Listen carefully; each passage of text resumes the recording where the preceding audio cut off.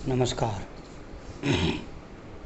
वर्तमान समय में कोरोना महामारी के से बचने के लिए हमें 2 गज की दूरी, मास्क ज़रूरी।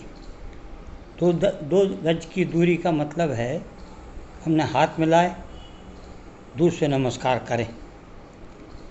दोस्तों, मैं पिछले 1 साल से बहुत एहतियात रखी, लेकिन मार्च में आते ही मैं सब भूल गया। मार्च की 20 तारीख के बाद मेरे लगातार दौरे चलते रहे और मुझे पता नहीं चला। हाँ, भूख नहीं लगती थी तो सोचा शायद यात्रा की वजह से भूख कम लग रही है, लेकिन जब भोपाल आने के बाद एक रोज़ रात को बहुत तेज़ ठंड लगी और गर्मी के दिनों में 2 रज़ाई ओढ़ना। दूसरे दिन मैंने अपने छोटे बेटे ललित को और पत्नी को बताया कि वे अपने को कोरोना की जांच करानी है। हम सब जेपी हॉस्पिटल गए, जांच कराई। दूसरे दिन रिपोर्ट आई, रिपोर्ट मेरी पॉजिटिव आई। मैंने अपने आप को क्वारंटीन कर लिया। उसके बावजूद भी मन नहीं माना। मैंने कहा नहीं, सिटी स्कैन कराना चाहिए। फिर बेटे को बोला और सिटी स्कैन कराने गए, उसमें भी इन्फेक्शन पाया गया।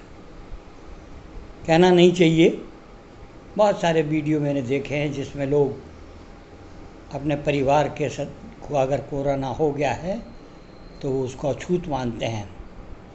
मैं तारीफ़ करूँगा मेरे बेटे की, ललित की, और बेटी रेणु और पत्नी।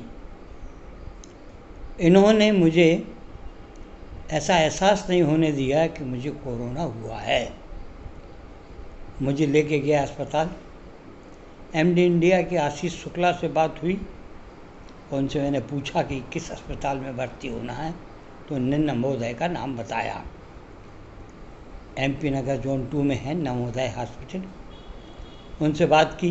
उन्होंने कहा आपको जैसी हमारी व्यवस्था होती है हम आपको कॉल करते हैं और आप आ जाइएगा।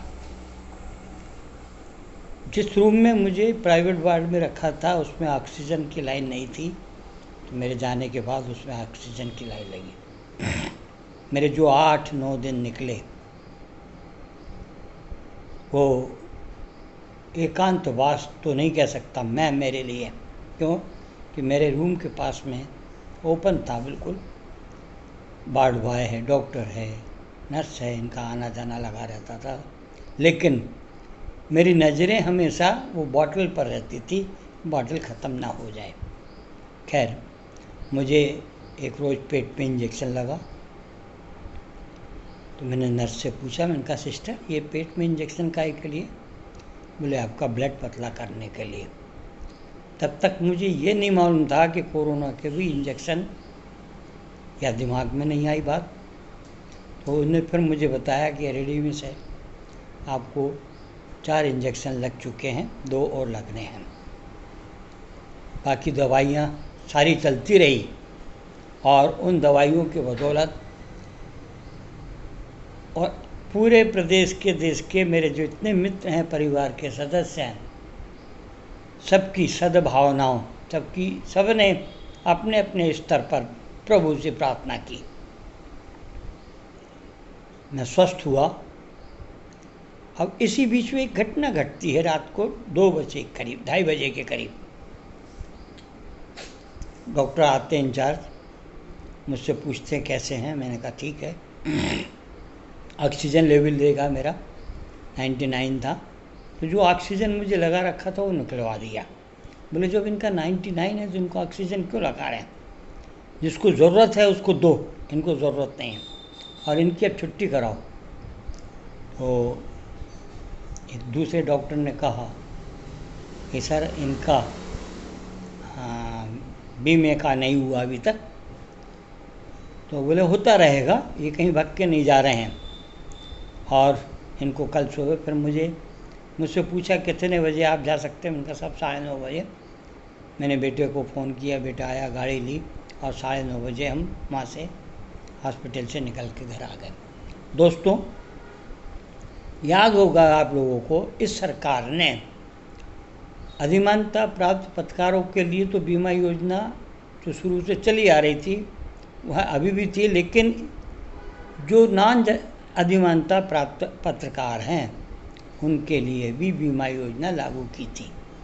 उस बीमा योजना में राशि अधिक थी।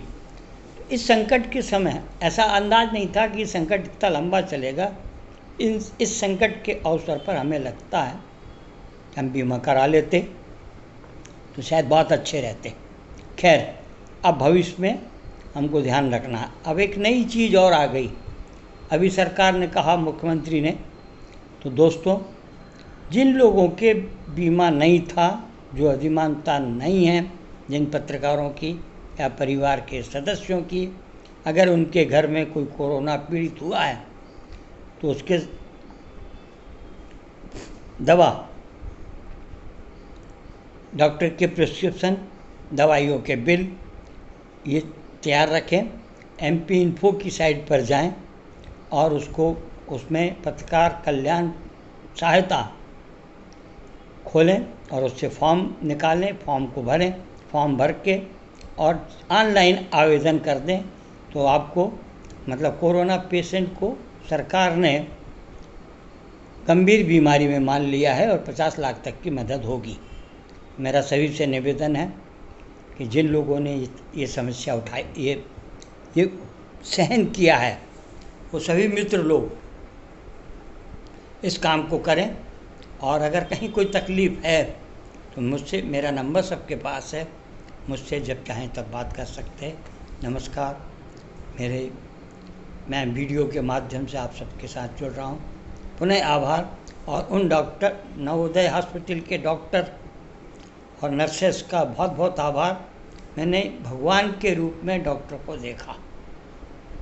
अदरवाइज़ इस उम्र में आदमी को उम्मीद कम होती है। और फिर मैं आभारी हूँ MD इंडिया के आशीष शुक्ला का, जिनने मुझे ऐसे अस्पताल में भेजा जहाँ मेरा इलाज सही हुआ, समय पर खाना मिलता था, समय पर चाय मिलती थी, सारी व्यवस्थाएं बहुत अच्छी थी। नमस्कार, जय हिंद। 2 गज की दूरी, मास्क ज़रूरी और आवश्यक होने पर घर से निकलें, इतना ध्यान रखें तो हम सारे संकट से बच के रहेंगे। पुनः सबका आभारी हूँ। नमस्कार।